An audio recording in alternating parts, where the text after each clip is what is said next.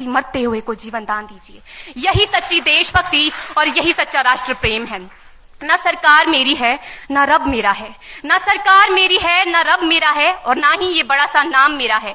बस इतनी सी बात का गुरूर है मुझे कि मैं भारत की हूं और ये भारत मेरा है और ये भारत मेरा है। परंतु एक वैचारिक बीमारी हमारे समाज में मुझे नजर आती है।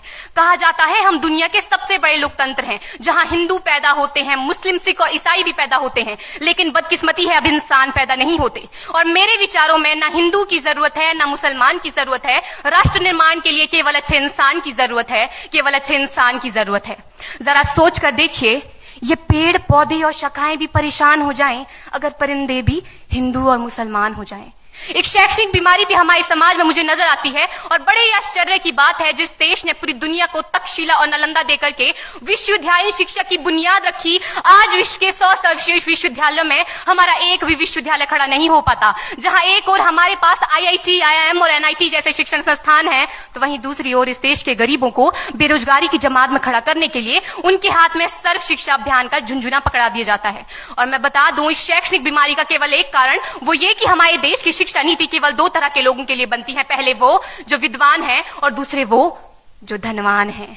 इसी तरह की कई गजब की बीमारियां हैं, और इन बीमारियों की जो जड़ है ना, वो हमारा अंधविश्वास। और मेरे विचारों में जब तक इस देश का युवा अपनी सफलता के लिए मंदिरों में जा जाकर नारियल फोड़ फोड़ कर भगवान को रिश्वत लगाता रहेगा, हमारे समाज का शिक्षित वर्ग ही बिल्ली के रास्ता काटने पर खड़े हो जाना, अपने धर्म अपनी जाति को ऊंचा मानकर दूसरों के धर्म की अवहेलना करता रहेगा, तब तक ना तो इस देश से अंधविश्वास खत्म होगा और ना ही हमारा राष्ट्र निर्माण संभव होगा।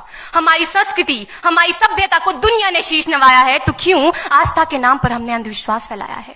मेरे विचारों में हमारा राष्ट्र निर्माण तब संभव होगा जब इस देश में महिलाओं की पूजा नहीं, उनकी इज्जत की जाएगी। राष्ट्र निर्माण तब संभव होगा जब हम जातिगत आरक्षण नहीं बल्कि सामाजिक सशक्तिकरण पर बात करेंगे। राष्ट्र निर्माण तब संभव होगा जब स्वच्छता अभियान में केवल सरकार नहीं बल्कि सड़क पर चलने वाला हर एक नागरिक हाथ बंटाएगा, स्वच्छ भारत स्वस्थ भारत को दिल से अपनाएगा। असल मायने में हमारा राष्ट्र निर्माण तब संभव होगा जब एक गरीब बच्चा मध्याह्न भोजन के नहीं बल्कि ज्ञान अर्जन के लिए सरकारी स्कूल की चौखट पर कदम रखेगा।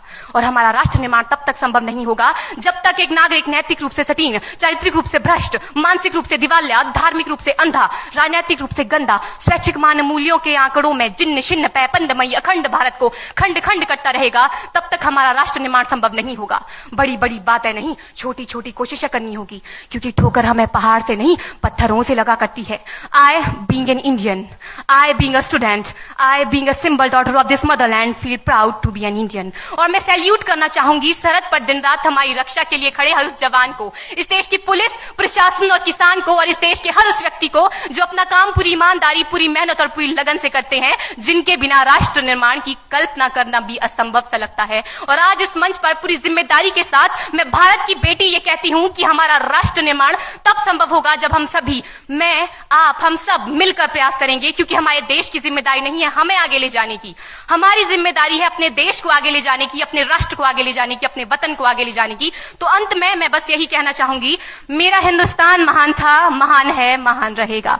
मेरा हिंदुस्तान महान था, महान है, महान रहेगा। होगा हौसला सबके दिलों में बुलंद तो एक दिन पाकिस्तान भी जय हिंद कहेगा। पाकिस्तान ही क्यों, सारा जहान जय हिंद कहेगा, क्योंकि सारे जहां से अच्छा हिंदुस्तान हमारा, सारे जहां से अच्छा हिंदुस्तान हमारा, हम बुलबुलें हैं इसकी, ये गुलिस्तान हमारा, ये गुलिस्तान हमारा। जय हिंद, वंदे मातरम।